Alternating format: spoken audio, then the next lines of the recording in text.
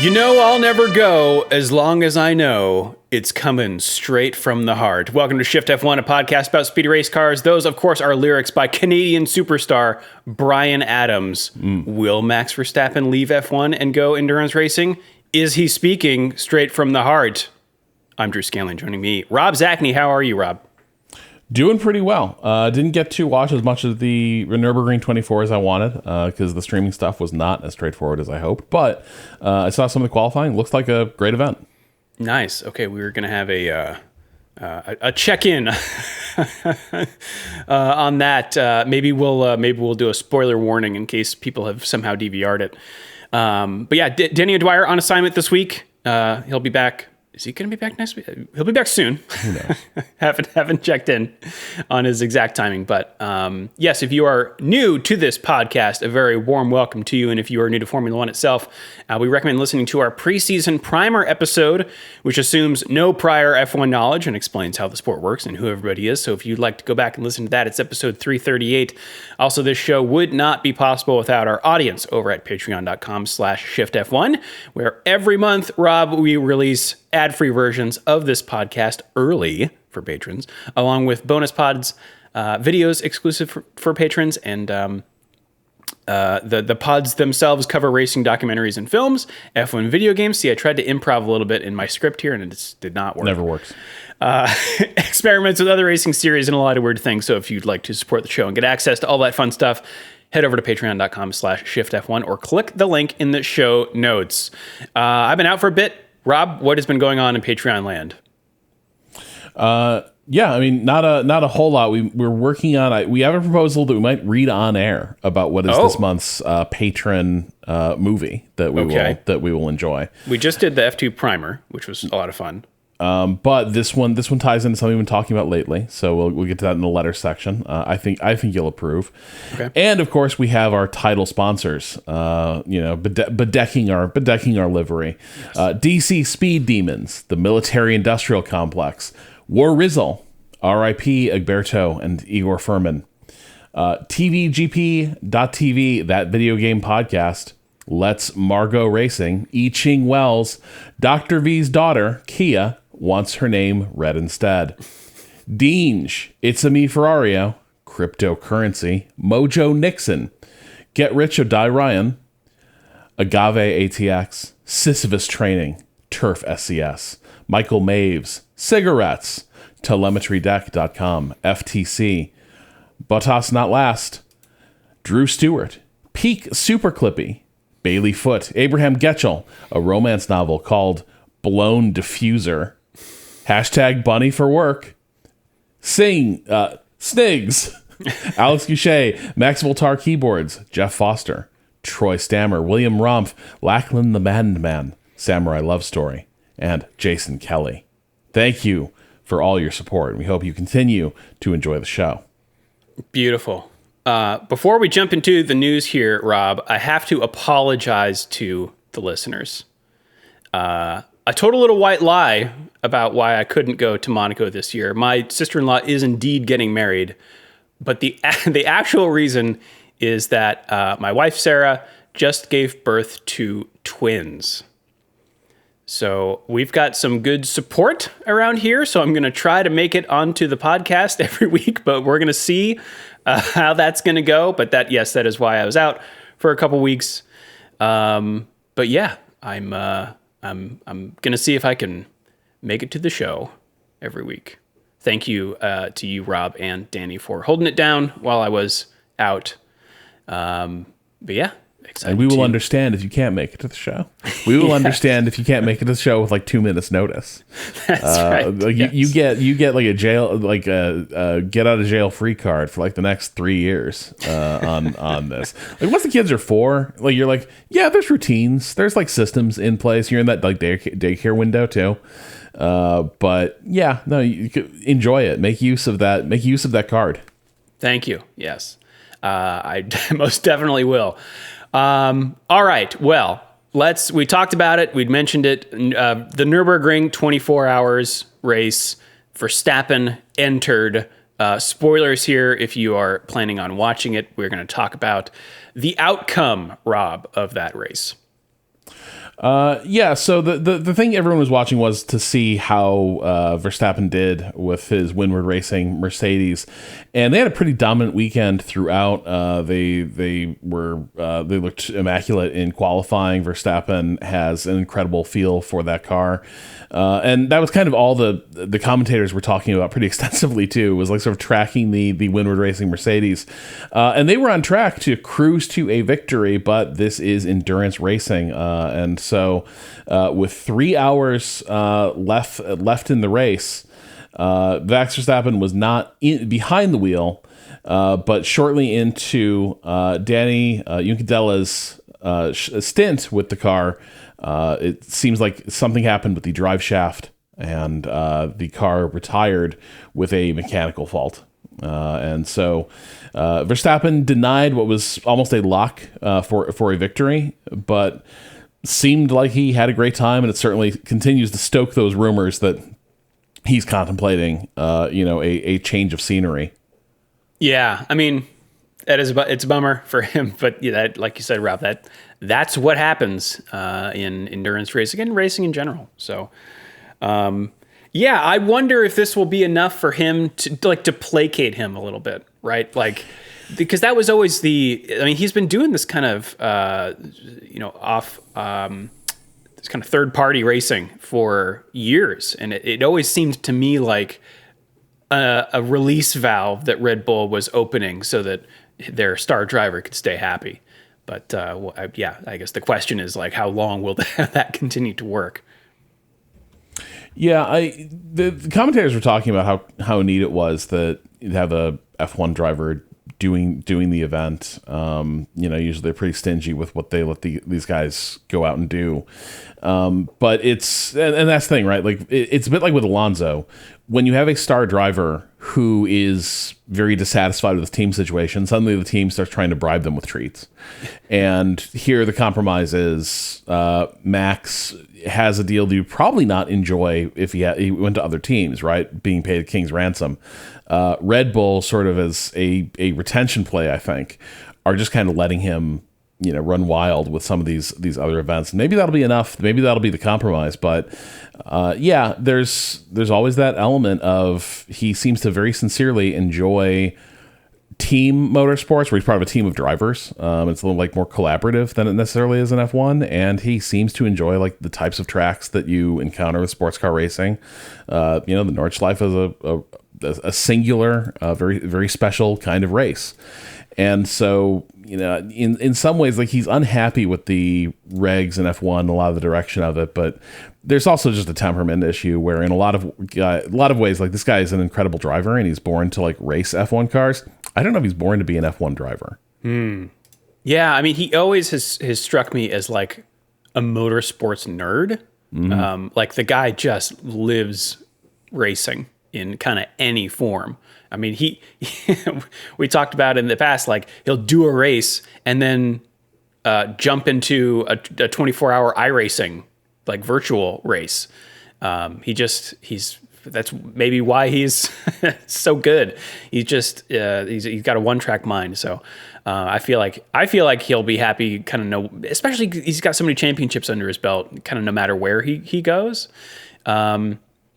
Yeah, I do think, and maybe it's too early to talk this way, but like, I do think the sport would lose something a little bit, because he is sort of like the benchmark right now in this particular class of drivers. But I think motorsport would gain something too. Like, I do think it would be a really strong argument for, like, hey, F1 is not the be all and end all of racing. Like, here's a guy who he had a lock on it.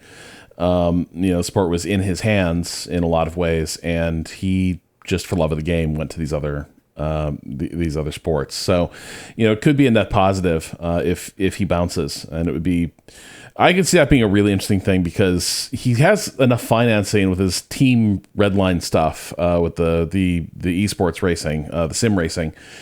I could see him, like, we're 20 years from now, he is still going as like an owner driver of a endurance team. So it could be interesting, but in any case, it was a good reason to watch this event at the Nurburgring, which is incredible. Like a race along the Nordschleife is just a ridiculous thing to behold. I think they have 9 sectors per lap.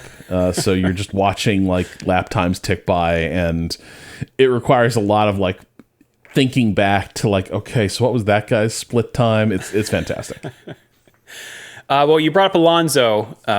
He has had multiple teams now where they've had to placate him because they've been at the back of the grid. The Honda engined Aston Martins are at the back of the grid this year.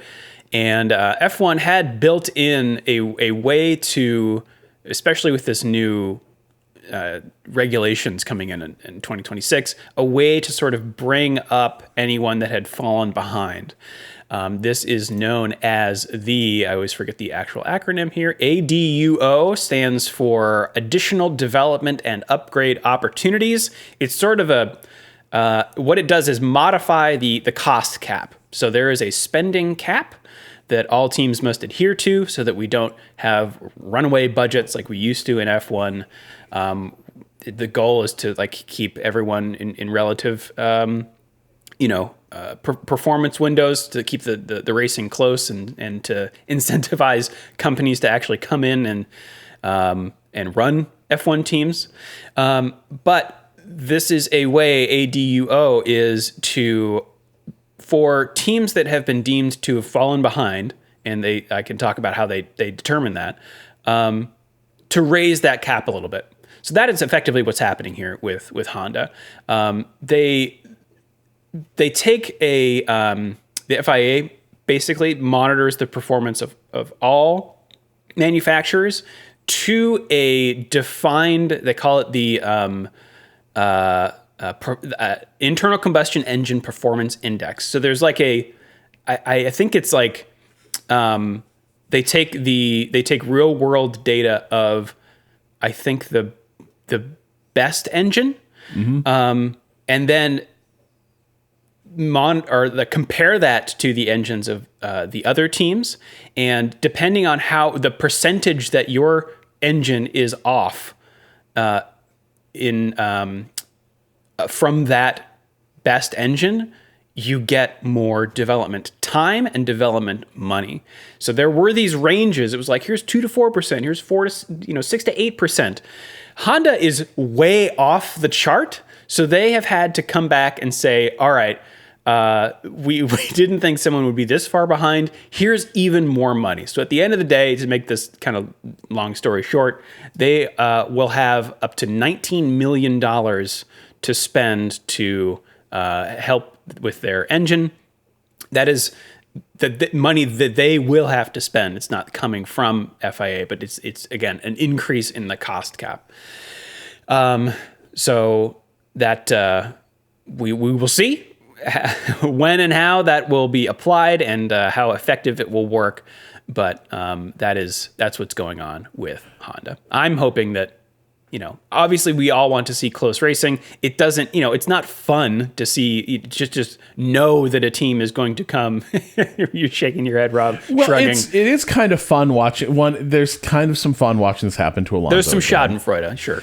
And there's a little bit of like, justice for Otmar. Not that they fired Otmar, but like that it was clear Lawrence wanted to put his stamp on this team, and so far things are pretty disastrous. So that part is a little bit fun, but I am with you. Like it does kind of suck to just this issue moots anything else happening. We saw this with McLaren. The McLaren may eventually seem to have a pretty good car before they change power unit. And once they get changed power unit, they're competitive again. But when they were limping along with a busted Honda engine, it kind of didn't matter what the aerodynamic or chassis departments were doing. Like you can't make power out of nothing. So that part does suck. And this is a huge embarrassment for Honda. And again, just the real cost of their sort of hokey pokey approach to F1, where like sometimes they're in, then they pull back right as things are starting to turn around. They consistently, I think, feel like a company that runs a little bit scared of the investment in F1 specifically. and their decision cycle is not synced up with how long it takes to see how things are playing out in the sport.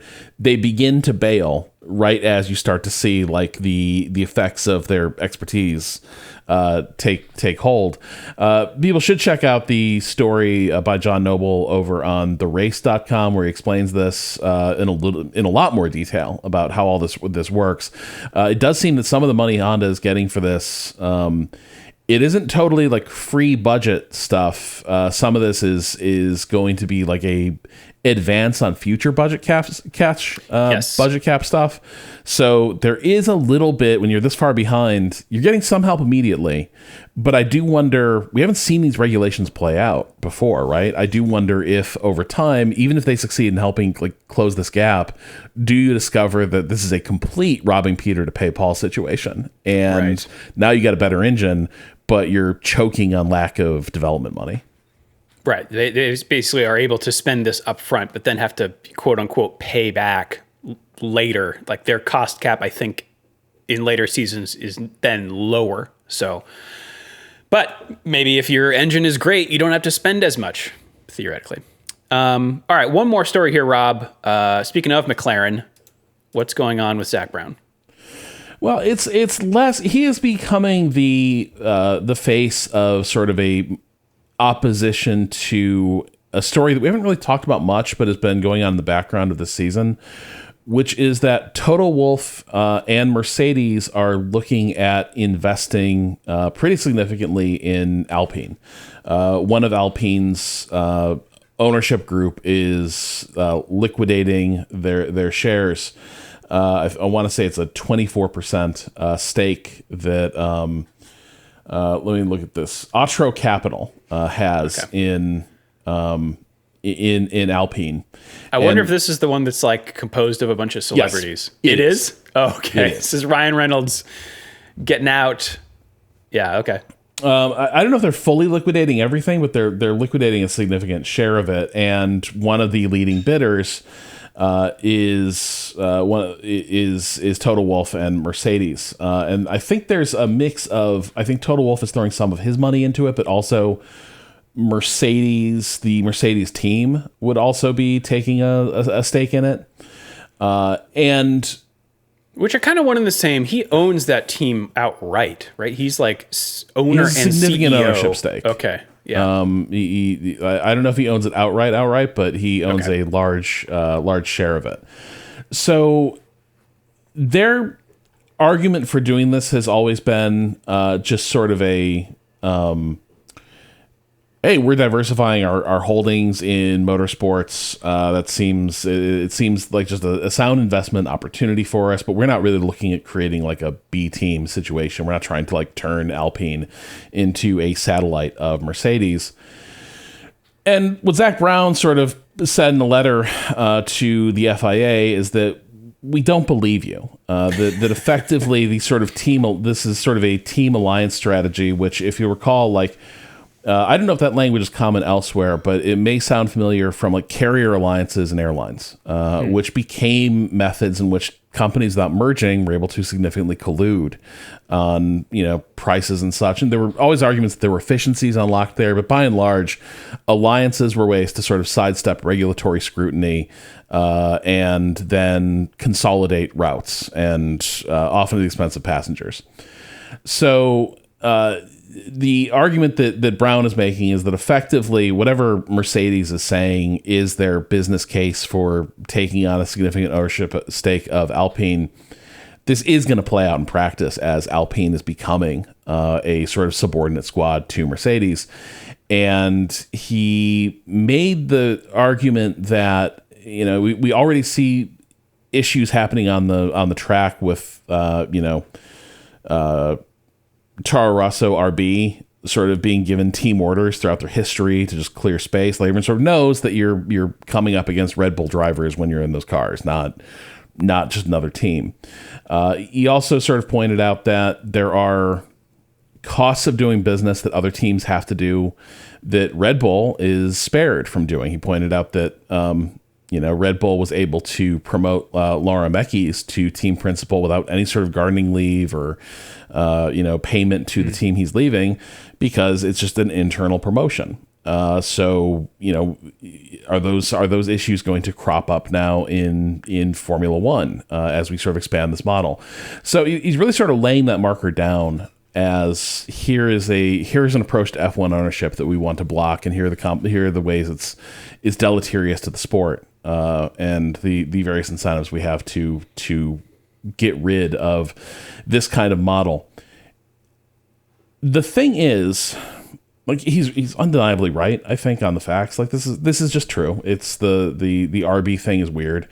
It will expand that weirdness if Mercedes is now effectively a significant share owner of Alpine. On the other hand, I will say I don't know that the RB thing has been bad for the sport. I think on balance, it's actually been a net good, right? That it's created a lot of drivers made their way in F1, in part because Red Bull's development program had 2 F1 teams they could put drivers in, and everyone has sort of drafted off that synergy. That operates there. And it certainly has made RB's situation more stable than a lot of other mid to back of the pack teams in terms of like financing and ability to stay in the sport. And so there's all these like sporting concerns that crop up with it, but then there's like ecosystem issues that I think have actually proven to be kind of net beneficial for having a sort of A team and B team model. And I'm not actually sure it's the worst thing if that model expands. But ideally, the best way it would expand is like maybe there's more teams on the grid, rather than having teams having the more successful teams start snapping up, secondary teams. Already there's teams that have sort of an uncanny level of overlap between them, as you have teams that supply. Mercedes specifically, I think, is tricky in this situation because they already supply so many teams with engines that you have teams that feel like they are already kind of clients of Mercedes, both in the like direct we buy engines from them, but also in the we have a working relationship we need to protect. And so that's going to change how things play out in the sport. So I think specifically that it's Mercedes doing this already, sort of the most prolific engine supplier, has some hackles up, and Brown is asking the FIA to effectively block the move and revisit this model of ownership. Yeah, I mean, just some background for maybe people who are newer to F1. There are rules about what teams can share, like technical information with each other. So there's certain things that like Red Bull and oh my God, what are they called now? RB. V-Carb, RB, or whatever. Racing Bulls. Wow. All right. 2 weeks is a long time. There are certain restrictions on the data that they can share. I think Brown's point is there are advantages that go beyond just data there that we need to, that may be anti-competitive, that we may need to address. But yeah, I think you're right, Rob, that it's not only the advantages that two teams would get from doing this aren't necessarily detrimental to the sport or other teams. I think the one that stands out to me is that maybe this is naive, but I like to think that any team on the grid has a chance to have one heck of a turnaround of a season and get to the top, right? I have my doubts that Racing Bulls would do that, right, over Red Bull, right? Because I'm with you. They would, snap up the talent, like you said. The pathways are too efficient for talent to move up in terms of team personnel and drivers, and there's with the trickle down effect. If despite the limits on data sharing, if there's some development, it's going to hit Red Bull first before Racing Bulls, right? So I think if too many of those scenarios are suffused throughout the field, then it might just lock in more of the pecking order that would make for a less interesting sport. But I could be wrong. Toro Rosso has won in the past. Have they beaten them in the championship? I don't know. No, I mean, maybe that, okay, they may have finished ahead of them in the championship, like maybe once or twice in the history of these two teams. I would have to look that up. But I think your fundamental point is absolutely correct. There's zero chance that you would have the secondary Red Bull squad move ahead of the Red Bull squad on a durable basis, right? Where they are putting out a better car, they have better drivers. Like Red Bull will consume those resources and like skim that talent and move it to the flagship team. The second it is evident that they have like that there's an advantage to be gained there, that is sort of their right. And so the only way that would ever happen would be sort of in a really fun like Major Leagues or Bad News Bears type situation where it's like the underdogs are, despite having their best talent sort of skimmed by the senior team, are able to put together a winning campaign. But ultimately, no, this is not a team that is designed to beat Red Bull. And if it's not designed to beat Red Bull, then it's not designed to win a championship and beat the big, the other members of the Big Four.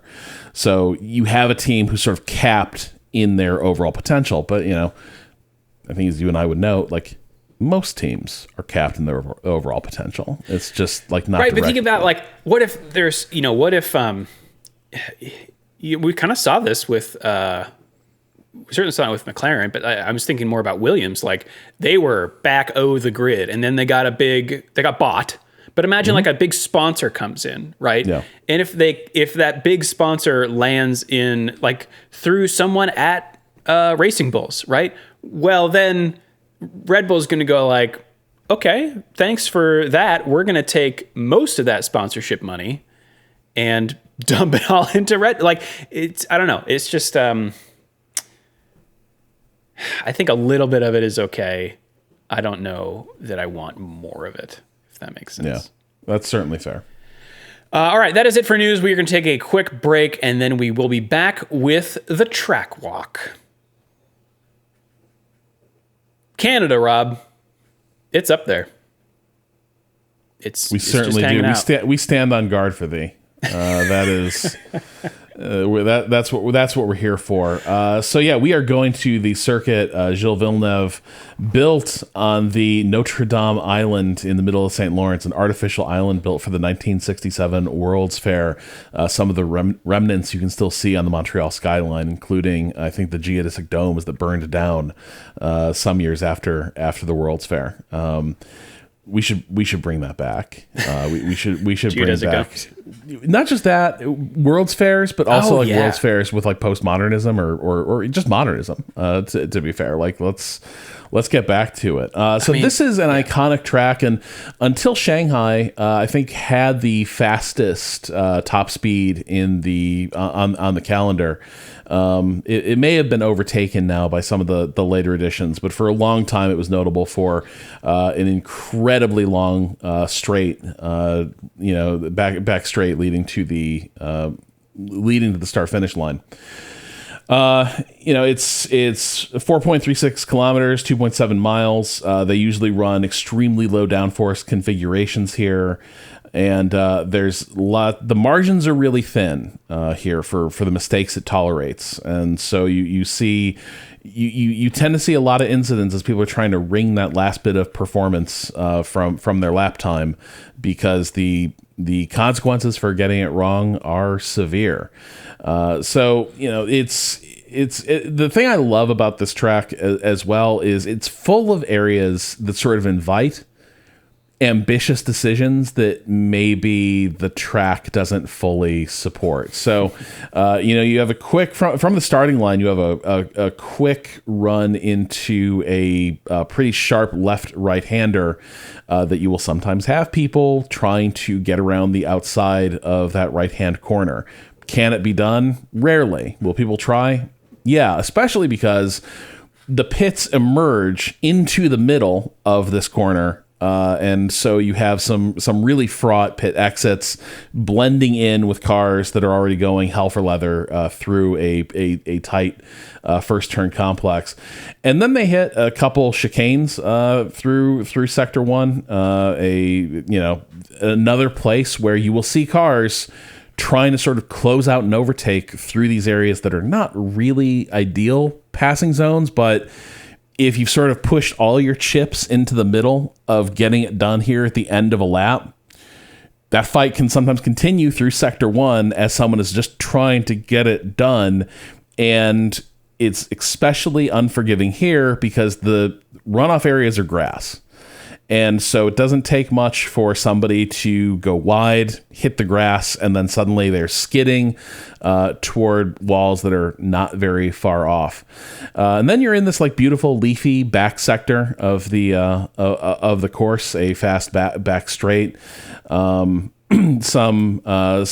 quick right-left-handers in the back sector, but it's really building toward a fast approach to a huge looping hairpin, turn 10 at the end of Sector 2, start of Sector 3, and that is a good place for you to attempt an overtake because you have such a huge braking event there, and it's very forgiving. There's a lot of room to get it wrong and run off, run wide, or try and cut inside. But no matter how you tackle it, it exits you onto a huge straight that leads to a chicane right before the start-finish straight. And that chicane can be taken extremely fast. And at the exit of that, on the right-hand side of the course, there is a wall called the Wall of Champions because it collects them in crashes, but also there is an argument to be made that if you do not have your back right tire kiss that wall on the exit of that chicane, you are simply not trying hard enough. And so you see some of the highest speeds of the F1 calendar here on that straight, and then some of the chanciest moves at that chicane leading to the start-finish straight.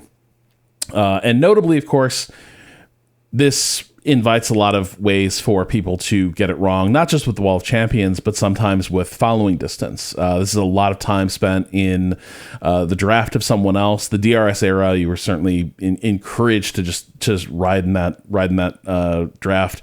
Effectively, we still have that. You still have a lot of incentive to draft pretty intensely here. And sometimes you just get it wrong, like Lando Norris did last year when he just kind of absent-mindedly drove up the back of Piastri and into the wall. But not the only incident we've seen like that where someone is trying to time that overtake where they can just flick out at the absolute last possible second and get the most benefit of the draft. All it takes is you misjudging it slightly or someone checking up on their brakes just a little bit more than you expected at the chicane or heading into turn 1, and you're toast. Yeah. Yeah, I mean, I like looking at this track on TV. It's a great looking track. There are a lot of distinct areas that I remember and that are fun to watch the drivers navigate. In recent years, it hasn't been the most exciting. I would agree. Circuit. In my personal ratings here, it's averaged a 2.5 out of 4 for the last 4 years. But that can always change. New regs. I'm curious to see how things play out here. In terms of the driver form book, drivers and teams here, I'll do drivers first. In the races, this is one of Lewis Hamilton's favored tracks, as well as with George Russell, and interestingly, Lance Stroll and Nico Hülkenberg. It is sort of a bugbear for Sergio Perez and Lando Norris, interestingly. Teams. Let's see. We've got Mercedes is on average in the past few years has done the best, and then Red Bull, and then Ferrari. Past winners, though, most recently George Russell, and then a 3-year streak of Max Verstappen, and then in 2019 was Lewis Hamilton because we had a few years in the COVID gap there. I remember we talked about it, but last year Russell was doing a video for Mercedes where he's talking to their F1 Academy driver about some of these corners. And the thing he explained about this is this track sort of breaks you of your more prescriptive techniques where you're like, oh, here's your breaking point. This is such a track of extremes that your car is approaching the same places on the track, but it will have evolved quite a bit just from lap to lap. And so where the driver is really put to the test in Montreal is your braking points are changing constantly, more than you're used to in an F1 car, and you kind of have to feel out what you think the car is going to do before you commit to your braking points, and that is really counter to what the approach is at a lot of other tracks, where it's like you can just use your reference points and sort of guide yourself by that until you feel the car going away from it. Montreal, at least according to Russell, is much more of a place where you know your car is not going to hit this corner the same way it did just a lap ago, but you're not entirely sure in what way it's changed. Okay. Well, it's a sprint weekend this weekend, so weather-wise, we're looking at a Friday that is sunny. That will be for sprint qualifying. 68 degrees Fahrenheit or 20 Celsius. Low chance of precipitation. I'm looking here at 0. And wind, let's see, 14 kilometers an hour, 9 miles an hour. Not so bad. Saturday, temps climb a little bit, 71 / 22. Precipitation 10%, sort of across the sprint and race qualifying time slots. Wind less. We got 6 miles an hour, 10 kilometers an hour. Pretty steady across that day as well. But Sunday, we're looking at similar temps, 72 Fahrenheit, 22 Celsius. Precipitation, though, 45%. And it looks to be that it may roll in during the race, according to this, which is, we're many days out from the race time, so things could still change, but wouldn't that be fun, Rob?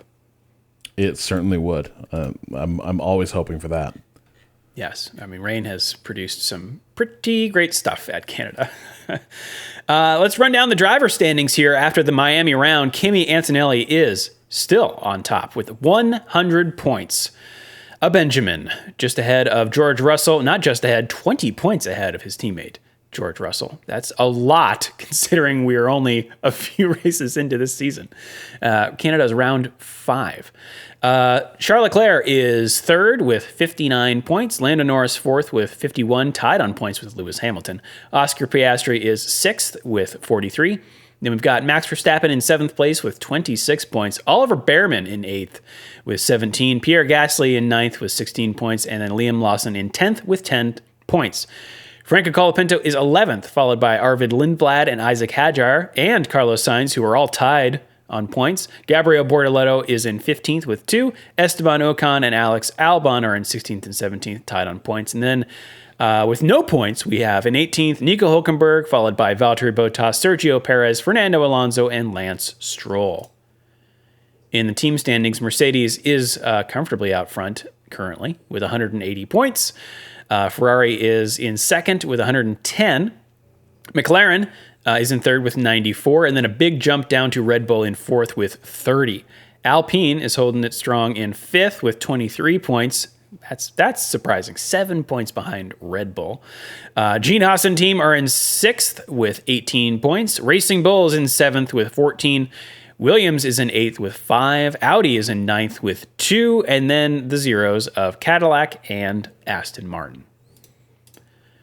If you'd like to join the official Shift+F1 Fantasy League, you can do so using the link in the show notes.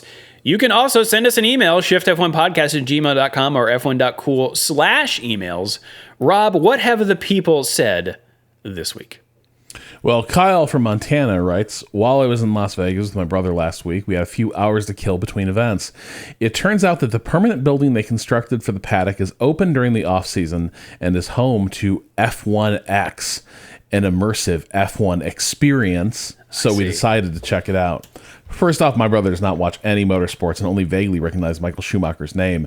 You don't need a ticket to get into the F1 Hub, which is basically a bar and gift shop located on the upper level, although they apparently host watch parties for other races. Okay. To get into F1 X, you have to buy tickets, which were $59 each when we went. There's also a kart track set up on the start-finish straight, and simulators, which just appeared to be playing the Vegas track in F1 25 in a fancy cockpit that you can buy time on that we didn't participate in, though they definitely tried to upsell you on tickets for everything in bundles if you buy tickets online. Okay.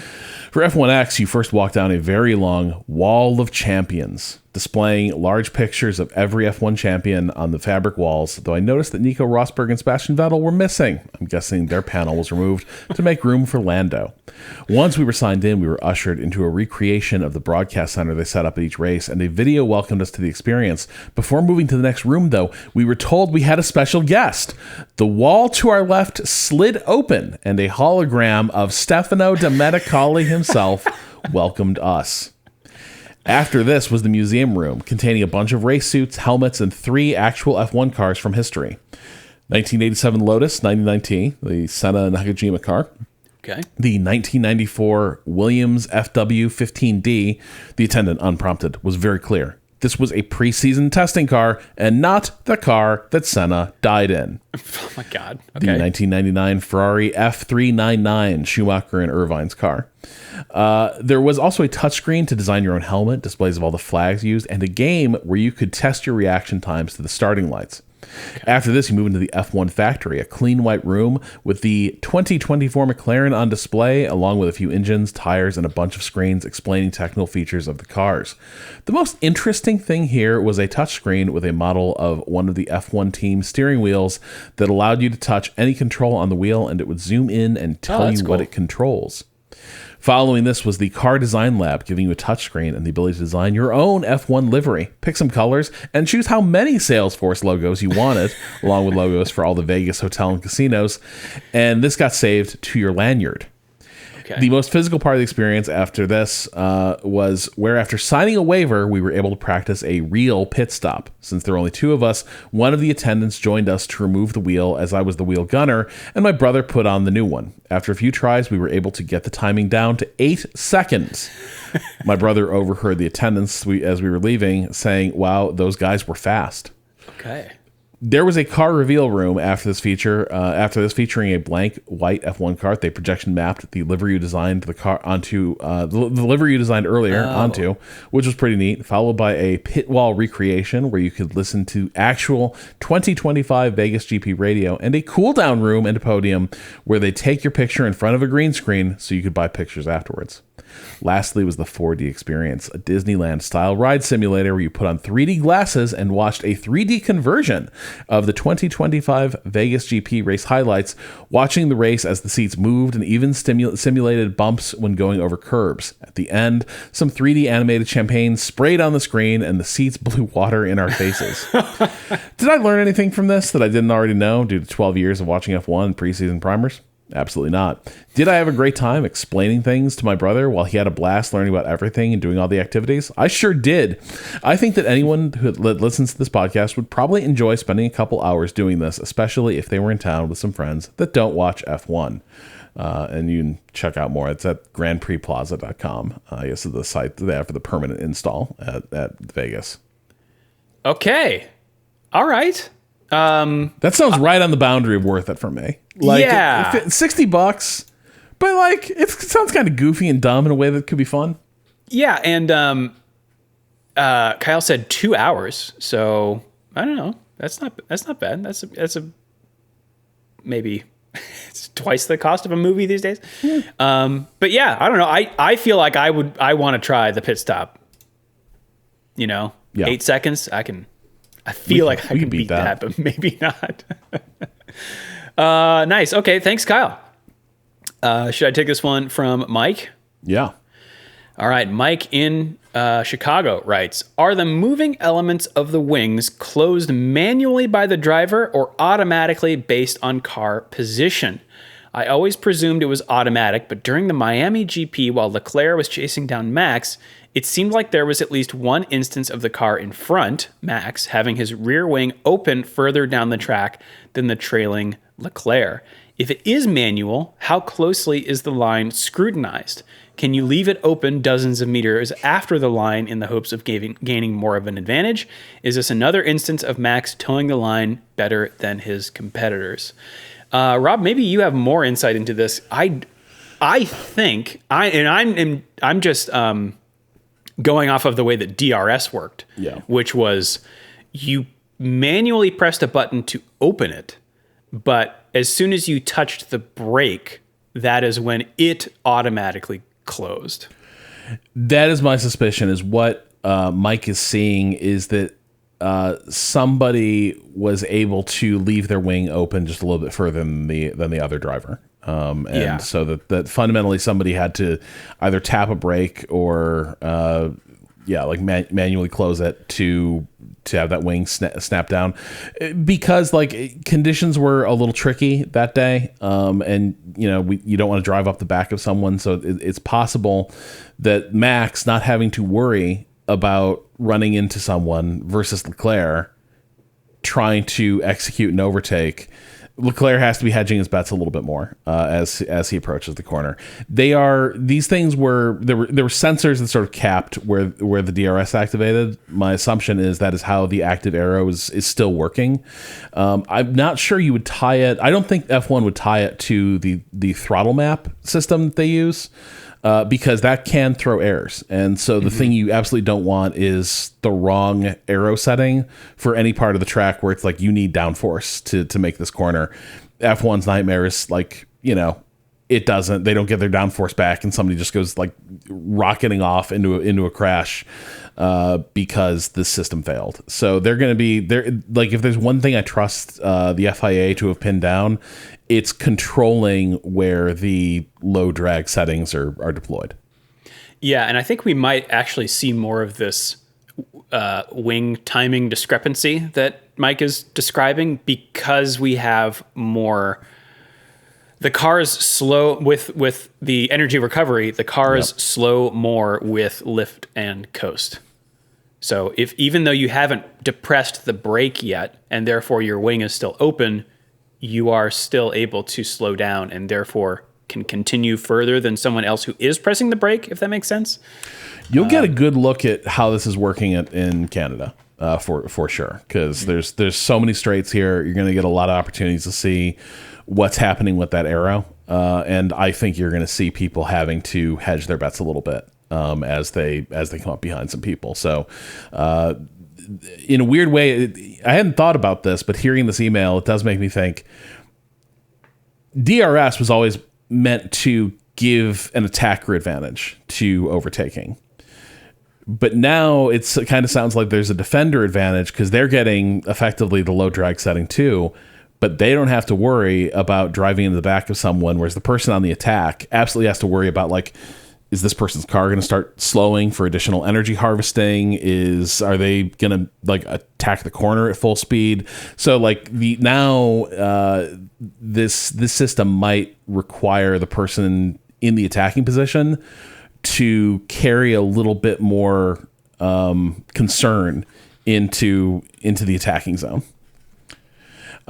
Christopher writes, I would be interested in y'all's thoughts on how much F1 is tied to petroleum for the sport, and each of you personally.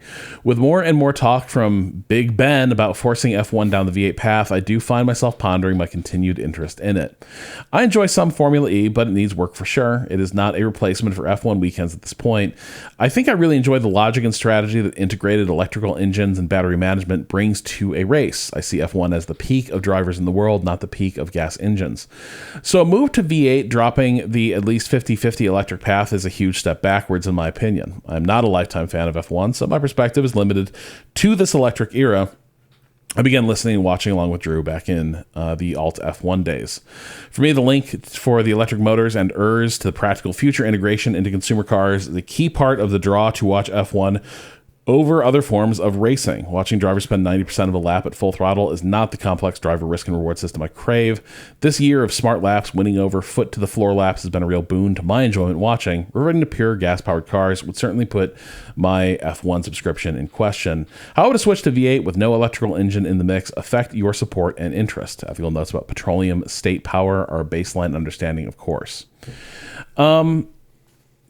My answer to this is probably, you're catching me at a moment in time. So here's where I'm at today. I think a few years ago, I might have been pretty thoroughly in your camp that hybridization, electrification was the way things are going, and F1 needs to get with that. I think what I've come around to, though, is a lot of that stuff and we talked about this on the news story last week, that Nick Tambazis is the long-time director of open wheel racing for the FIA, and he said we kind of need to break this consideration of road relevance for F1. And I'm kind of there too, because road relevance has been an increasingly tenuous connection since like the 1980s, early 90s between motorsport and what's happening with consumer cars. And honestly, in that era, that is where you started seeing motorsport already turning away from directions that consumer cars were going. Your car has a traction control system that is, it exists. So it is more advanced than what they are doing in F1 cars. F1 ruled out anti-lock brakes. Every car has that as just a basic safety feature so that people can't lock their brakes in a panic stop. The connection between the technology of consumer road cars and motorsports started to really fray apart in the 90s. And that has continued with the push to EVs, in part because the mission profile of a consumer car traveling highways and suburban roads is so vastly different from what any race car, but particularly an open wheel F1 car, is being asked to do, that I kind of do think we're kidding ourselves if we are looking at F1 as this is where the technologies of the future are being perfected for road cars. I don't think that's really true. Manufacturers made a big deal out of it, but I think that was mostly for brand halo effects of the car manufacturers, as they were making a huge push toward EVs, did not want to be associated with leaning with a race series that was increasingly out of step with that and resisting electrification. But the position F1 arrived at is these manufacturers are kind of flaky anyway when it comes to their commitment to F1. And in the meantime, we're compromising an awful lot to sort of herd these cats into F1. And in the meantime, it compromises us on a lot of other areas of car design and racing spectacle. So for me, I have kind of reached this point where F1 as being on the forefront of electrification of vehicles is not really a super high priority for me, because this is already, it's such a constructed sport. It's really increasingly disconnected from the automotive industry. Again, I have to stress as well, F1, by all appearances, when I was looking into this, their commitment to sustainable fuels, I really thought, and we dragged them for years about this, that, they have to be full of shit. This is going to be the most hey, it's all sustainable, buddy. We planted some trees somewhere. It's going to be fine. Those trees definitely didn't burn down in the climate disaster. We really thought it was going to be complete greenwashing bullshit. It isn't. The sustainable fuels thing is really interesting. It's pretty demanding. It's kind of cool. And so in large measure, I look at that as F1 did kind of figure out a way to have this type of motorsports in a way that is still compatible with trying to reduce emissions from vehicles. It was already the case that F1 its real carbon footprint is just moving the circus around the world. Yeah. But if we're talking about like what is powering the cars, they did find a pretty good solution for having that move away from the petrochemical infrastructure that is heating the planet and burning sections of it down right now. So I kind of do have to give them some credit for that, having addressed that. And that opens me up a little bit to saying, like, if the stakeholders really do feel it is a better sport if you reduce some of the hybrid stuff, I am open to that. I don't think I do want a full return to like pure V8s, or maybe I would be fine with it for a cycle, right? And I think that is probably the future of F1 is we're just going to see them cycling through rules archetypes for the sake of changing it and making it interesting.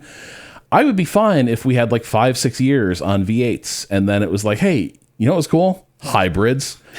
The big thing for me is I just want to fix the following stuff with the aero rules, which their rules package seems to have finally been more successful than anything I've seen in my life watching F1. The aero rules they pulled off here seem to largely reduce a lot of the issues that made following impossible. So now I am open to seeing some other things happen with the engine. I think to your point, we bring it up a lot.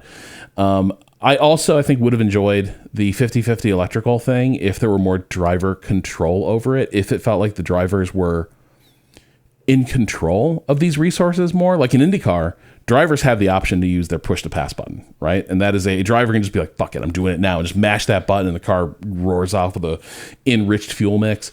That is not how the hybrid stuff feels like it is working in F1. The drivers feel really disconnected and out of control with it in places.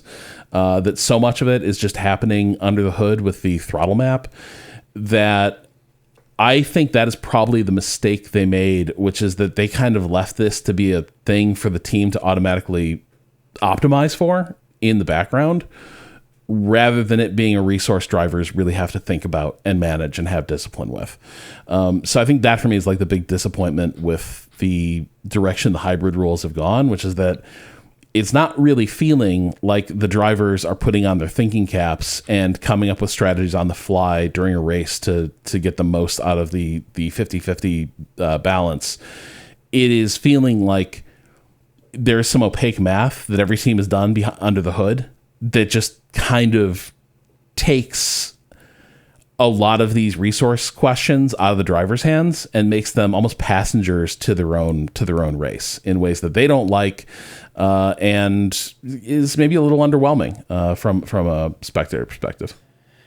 Yeah, I think I agree wholeheartedly with what you said, Rob. I think in to some degree we know the answer to consumer cars, and it's electric. They should be electric. And that kind of exists separately for me from what I want Formula One to be, which is I want the racing to be good and close. And I want there to be, I want to watch people solve like complex technical problems and see who can do it better. Whether that means that doesn't necessarily mean that we have to have electric power. I think that having to contend with a hybrid power unit does make the technological challenge more interesting than just like who can make the most efficient internal combustion engine. And having to manage all these like, sporting regulations with, that keep the racing close. I also think that it would be a very tall order to go completely back to combustion only when you do like if like I said, we solved consumer cars, they all should be electric. Well, if Mercedes has an F1 team that is using all petroleum, what does that look? That might not make sense to consume. Like that would be a tall order for a company to do. So while I understand wanting to say like, what is the platonic ideal of a race car and it's explosive fuel only. I don't know that necessarily would fly with these automotive companies. And I'm not totally convinced that it would result in the most exciting sport to watch either. So, curious to see how things develop, but I think you articulated it well, Rob. Should I take this next one from let's Ben? look at this situation. Okay, Ben writes, problematic IndyCar merch, and links to a Blue Sky post. I don't think many words are needed here. Wow. You want to describe what you are seeing? First of all, I saw people talking about this in the Discord. This is real, right? This is real. I think this was on IndyCar's website, but they have since taken it down. Yep. It is a white T-shirt with a helmeted driver sitting in a chair like Abraham Lincoln in the Lincoln Memorial, with some American flag red and white stripes behind him, and the text says, "One nation, one race." The Indy 500, Rob. That's what that means. That's the race we're talking about. Yeah, I think I know why they took it off their website. I'm like immediately like, I must have this shirt. I must have it. It is such a disaster. It is like, it's a nightmare. It is so funny. Like maybe you could get away with. No, you couldn't. There's nothing. Like it was like if there was something to indicate they're talking about the Indy 500, but no, it is just. You can't be doing this. If it was just like a checkered flag and those words, you still can't do it. Yeah, you can't do it. Yep. Wow. What was it? Like Ein Volk, like one country, one Volk or something. But like it's that is the Volkswagen slogan. Yeah, exactly. I'm just talking about people transportation. Tom from Wales writes, "Hey guys, I tend to think of advertising in sports as pretty benign or cringeworthy at best. But I had an experience at work this week that blew my mind and I had to share it with you. I work as a doctor in the UK and was seeing a lovely patient in her 70s who had an F1 magazine on her table. I started chatting to her about Miami, and she's been an F1 fan her whole life. We were talking about some classic cars. She said that she thought the John Player Special Lotus, you know the one, great-looking car, looked so incredible back in the day that she literally started smoking because of it. Not only that, but she switched to Marlboro Reds when she became a Senna fan. It turns out this shit actually works, and it's probably for the best that it's not allowed anymore. Now I think of it, my dad always smoked Benson and Hedges and loved rooting for Jordan when they had those amazing liveries with the Hornets, so maybe the evidence has always been there." So I am surprised somebody looking at the livery and deciding to take up smoking. That part surprises me. Once you're through being a smoker, though, this is the part where advertising does kind of work, because it's kind of like, well, this is the type of brand we have. This is the associations we want. Absolutely, I became a Lucky Strike smoker because of two things: Band of Brothers, and then like vintage Lucky Strike ads were like the coolest fucking things for like through the 30s into like the 70s, 80s. I loved the look of the pack. I loved everything about the brand. I still do. Like I think I still have Lucky Strike merch floating around here. Now, in my case, though, Lucky Strikes really are different. They are as unfiltered cigarettes go, they are one of the better ones. But man, I smoked a lot. Like filtered cigarettes, that shit all tasted pretty similar to me, except Marlboro Lights, which were. You'd taste the chemicals on that one. But yeah, no, like I'm not surprised at all that once people are through the door of smoking, they're looking at the car liveries and being like, yeah, you know what? That speaks to me. And then they're buying those packs. I like American. That's amazing. Thank you, Tom. All right. Well, shift.f1podcast@gmail.com or f1.cool/emails, or you can hit us up on the socials.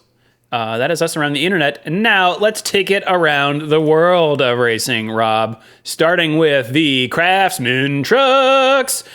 They are at the Charlotte Motor Speedway in Concord, North Carolina for the North Carolina Education Lottery 200. Formula 2 will be supporting Formula 1 this weekend at the circuit Gilles Villeneuve. We also have DTM. DTM is in Zandvoort in the Netherlands for their race 1 and 2. We have the NASCAR O'Reilly Series. They are also in Concord, North Carolina for the Charbroil 300. Oh man, it's getting barbecue season, isn't it, Rob? It never stopped being barbecue season here, my friend. We have Super Formula this weekend in Suzuka-shi, Mie Prefecture at the Suzuka Circuit. The Repco Supercars are in Tassie for the Tasmania Super 440. Motocross Grand Prix is in France at Circuit Motocross La Capelle Marvial in Marvial, France. And a little race called Rob the Indy 500. One Nation at Speedway, Indiana. It's the 110th Indy 500. That's exciting. Boy, not happening on the same weekend as Monaco, although maybe that changed last year as well. I think this is the year they changed. I think they... Was it this year? I year? feel like this is the year the change has gone through. But yeah, They're breaking up the trifecta. And we got NASCAR also at the Charlotte Motor Speedway. Speaking of brands, what are red and get you addicted to the product, Coca-Cola 600 this weekend. Or you just watch Logan Lucky again. Can't go wrong watching Logan Lucky. It's true. We got a Patreon episode about that if you want. And Formula 1, maybe you've heard of it. Friday, May 22nd, things kick off. Free Practice 1, 12:30 p.m. Eastern Time, followed by sprint qualifying at 4:30 p.m. Saturday, May 23rd, the sprint is at noon p.m. Eastern Time, followed by qualifying at 4. And the race, everyone, Sunday, May 24th at 4 p.m. Eastern Time. Oh my gosh. Danny sent us a screenshot of the grimoire. Sorry, I remember I meant to read something? One last email. Yes, okay, great. Let me I pull this find up. it because this is about let's see, I had it a second ago, damn it. Do you want me to read the grimoire while you... Okay. Read the grimoire. Okay. May 19th, day of recording. We're doing day of recording, right? I think this season is what Danny's been doing. Monaco seems to throw up dramas and surprises like no other race, and today in 1996 saw one of the most incredible Grand Prix of modern times. On a rain-soaked day, Michael Schumacher crashed out before Damon Hill, who had a commanding lead, retired with engine trouble. Jean Alesi was leading until his rear suspension failed. As almost every other driver had problems, it fell to Olivier Panis, who started 14th on the grid to carve his way through the chaos for an unexpected and unbelievable first win in his Ligier. He was the first French driver to win at Monaco in a French car since René Dreyfus in a Bugatti in 1930. Just 3 cars actually crossed the finish line to complete the race, the fewest number of finishers ever in a modern Grand Prix, with McLaren's David Coulthard and Sauber's Johnny Herbert completing the podium.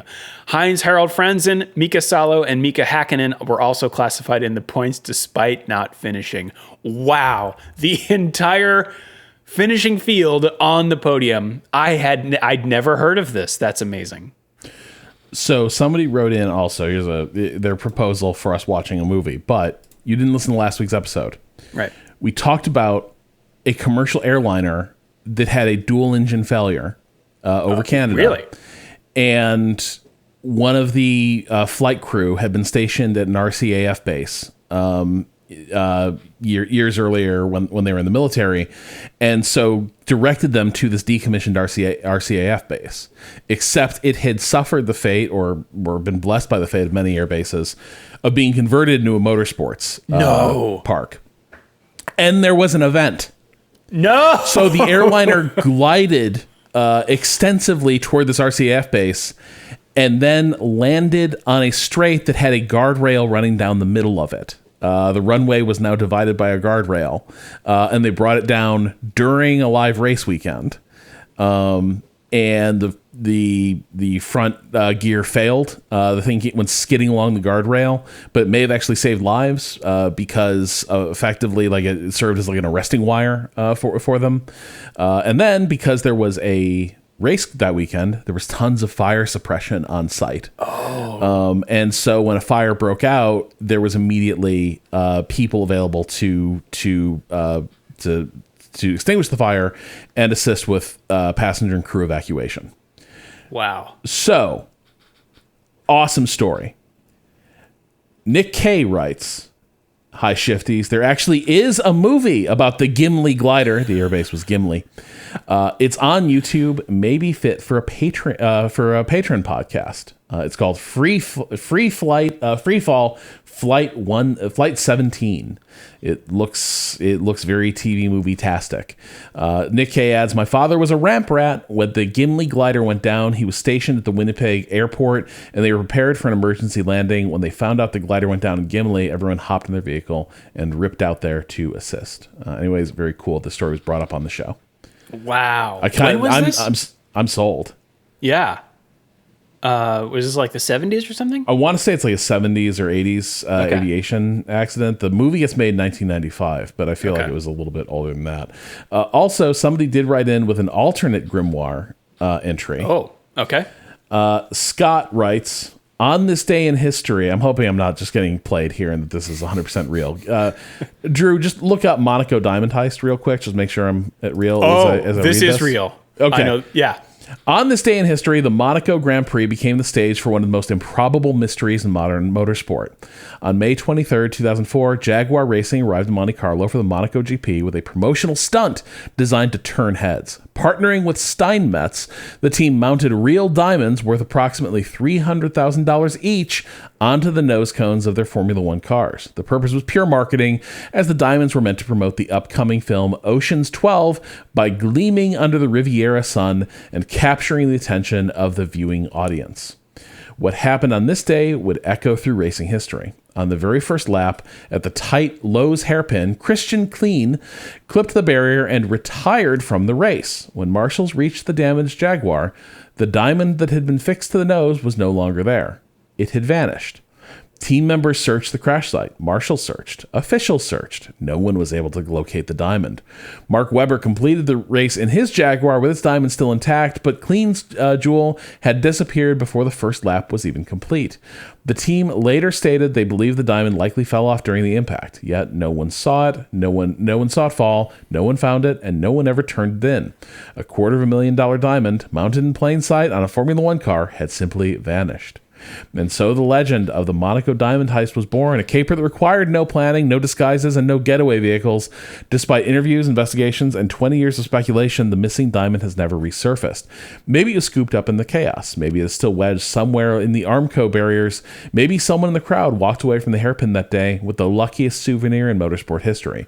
What is certain is that Jaguar's promotional stunt for Ocean's 12 became far more famous than intended. The diamond became a myth, the story became folklore, and the 2004 Monaco Grand Prix earned its place in racing history as the day a priceless gem disappeared without leaving a trace. Wow.